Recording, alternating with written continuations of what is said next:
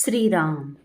साधक हो, सध्या आपण सोमवार ते शनिवार श्री ब्रह्मचैतन्य गोंदवलेकर महाराज यांच्या परंपरेतील साखरखेर्डा येथील संत परमपूज्य श्री प्रल्हाद महाराज यांचे श्री देवीदास अमृत मोहोरीला लिखित संक्षिप्त चरित्राचा आस्वाद घेत आहोत. तसेच रविवारी श्री महाराजांच्या काही भक्तांचे अनुभव ऐकणार आहोत.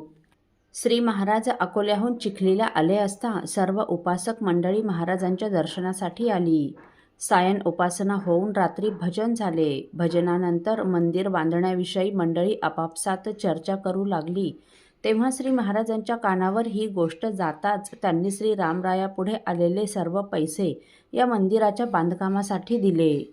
श्री महाराजांचा हा आशीर्वाद जाणून सर्वांनी श्री रामरायाचा व महाराजांचा जय जयकार केला आणि त्याच दिवशी त्याच ठिकाणी श्री महाराजांसमोर या सर्व भक्तांनी मिळून फार मोठा द्रव्यनिधी मंदिर बांधकामासाठी जमा केला.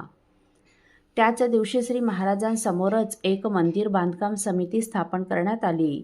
त्यावेळी श्री महाराज या सर्वांना म्हणाले, हे पहा, या मंदिराच्या बांधकामासाठी कोणालाही वर्गणी देण्याची सक्ती करू नये किंवा काही लोकांकडून फार मोठी देणगीही घेऊ नये, तर जास्तीत जास्त रामप्रेमी लोकांशी संपर्क साधून त्यांच्याकडून ते देतील अशी थोडी थोडी वर्गणी घ्यावी, जेणेकरून प्रत्येकालाच हे मंदिर माझं आहे, या मंदिराच्या उभारणीत माझाही वाटा आहे असं वाटावं. तो रामरायाच्या दर्शनाला यावा आणि त्याला उपासनेचं प्रेम लागावं. पुढे लवकरच बऱ्यापैकी निधी जमा होऊन मंदिर बांधकामास सुरुवात झाली आणि द्रव्यनिधी जसा जसा अधिक गोळा होत गेला तसा बांधकामाला वेग आला.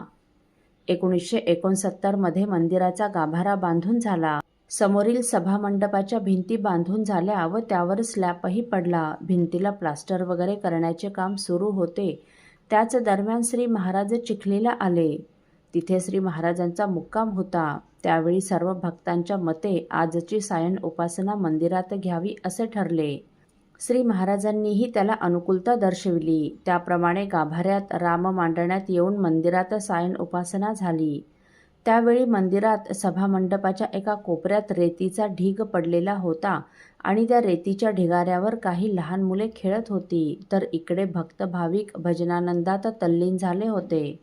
भजनानंतर शेजारती करून रात्री 11:30च्या सुमारास श्री महाराज बाबूराव राजेंकडे मुक्कामास आले. त्यांच्याबरोबर भजनासाठी थांबलेली ही सर्व मंडळी बाबूराव राजेंकडे येऊन व श्री महाराजांना नमस्कार करून घरी परत गेली. त्यात वासुदेवराव मेरेकर, सुमंतराव देशपांडे, त्यांच्या पत्नी निर्मलाबाई, सखाराम तांबटकर, प्रभाकरराव देशपांडे, इंदिराबाई आदी मंडळी होती. सुमंतराव व त्यांच्या पत्नी निर्मलाबाई घरी जाऊन पाहतात तो काय, त्यांचा मुलगा राजू घरी दिसेना. मंदिरात रेतीवर खेळणाऱ्या मुलात त्यांचा राजूही होता. सर्व मुलांबरोबर तोही घरी गेला असावा असाच त्या उभयतांचा समज होता. परंतु खरं म्हणजे महाराजांच्या सहवासात तल्लीन झाल्यामुळे आपला मुलगा येथे खेळत होता याचा त्यांना विसरच पडला होता. परंतु तो आता घरी न दिसल्याने ते घाबरले व तसेच धावत राजेंकडे आले. तिथे मुलाची चौकशी केली, तिथेही तो नव्हता.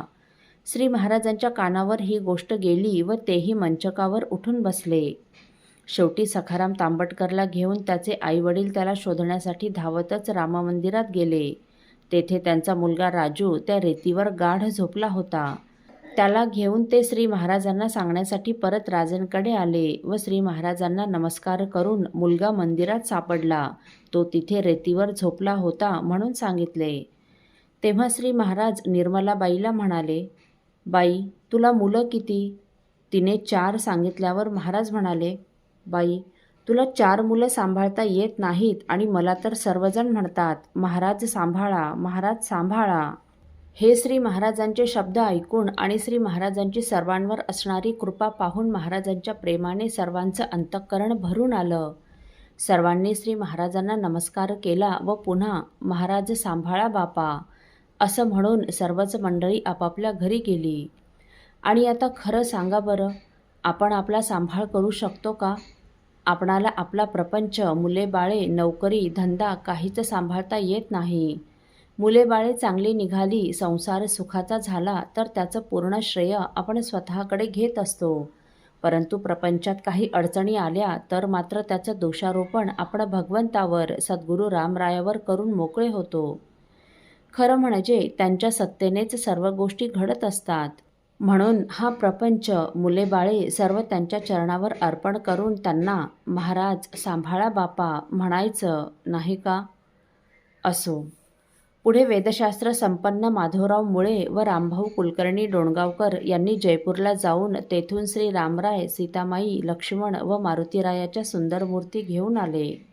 राममूर्ती आणण्याची सेवा चिखलीचे वासुदेवराव उपाख्य बाबासाहेब मेरेकर यांनी केली, तर चिखलीच्या नानाभाई रुपारेलिया गुजराथी यांनी श्री मारुतीरायाची मूर्ती आणण्याची सेवा केली.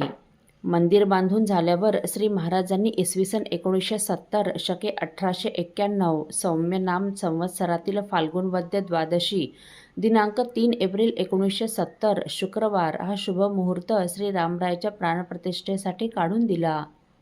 चिखलीच्या सर्व भक्तांनी मंदिर बांधकामास सुरुवात झाल्यापासून मूर्ती स्थापनेपर्यंत 13 कोटी जपाचा संकल्प पूर्ण केला. फाल्गुन वद्य दशमी, एकादशी व द्वादशी असा 3 दिवस हा मूर्ती स्थापनेचा सोहळा होणार होता. फाल्गुन वद्य नवमीला श्री महाराज या श्री रामस्थापनेसाठी चिखलीला आले. फाल्गुन वद्य दशमीला सकाळच्या उपासनेनंतर श्री रामरायाची व श्री महाराजांची उघड्या जीप गाडीतून भव्य अशी मिरवणूक काढण्यात आली. असंख्य लोक या मिरवणुकीत सामील झाले होते. संपूर्ण चिखली गावातून ही मिरवणूक जात होती. भक्तांनी घरासमोर रस्त्यावर सडे शिंपून व रांगोळ्या काढून मिरवणुकीचे स्वागत केले. भक्त मंडळी श्री रामरायाच्या रथासमोर पावल्या फुगड्या खेळत जात होती. टाळ, मृदंग, वीणा, झांजा आणि शंखाच्या घोषात ही मिरवणूक श्री रामरायाचा अखंड जयघोष करीत हळूहळू पुढे सरकत होती. भक्तांच्या आनंदाला आज उधाण आलं होतं. अनेक भजनी मंडळं यात सहभागी झाली. गावातील लोक श्री रामरायाचा जयघोष करीत श्री रामरायावर व श्री महाराजांवर सारखा गुलाल पुष्पांचा वर्षाव करीत होते. दशमी, एकादशी, द्वादशीला मूर्ती स्थापनेचे सर्व विधी होऊन फाल्गुन वद्य द्वादशीला अभिजित मुहूर्तावर श्री महाराजांच्या शुभ करकमलाद्वारे श्री रामरायाची प्राणप्रतिष्ठा संपन्न झाली. आनंद सर्वत्र ओसंडून वाहत होता. यज्ञविधीचे प्रमुखाचार्य अनंतशास्त्री टाकळेकर हे होते. मूर्ती स्थापनेच्या संपूर्ण कार्यक्रमाचे संचालन श्री यज्ञेश्वर शास्त्री कस्तुरे काका यांनी केले. रांगेत येऊन सर्वांनी श्री रामरायाचे दर्शन घेतले. लगेच महाप्रसादाच्या पंक्ती बसल्या. 2 दिवस रोज 1000 पात्राचं अन्नदान होत होतं. आज 10,000 पात्राचं अन्नदान झालं. असो. साधक हो, सर्वांतर्यामी असलेल्या परमपूज्य श्री प्रल्हाद महाराजांनी आपल्या शिष्याच्या मनात असणारी कोणती इच्छा पूर्ण केली हे आपण पुढील भागात ऐकणार आहोत. श्रीराम समर्थ.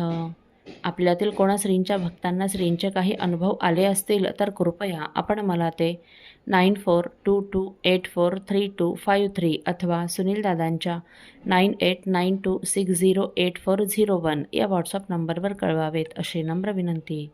श्रीराम समर्थ.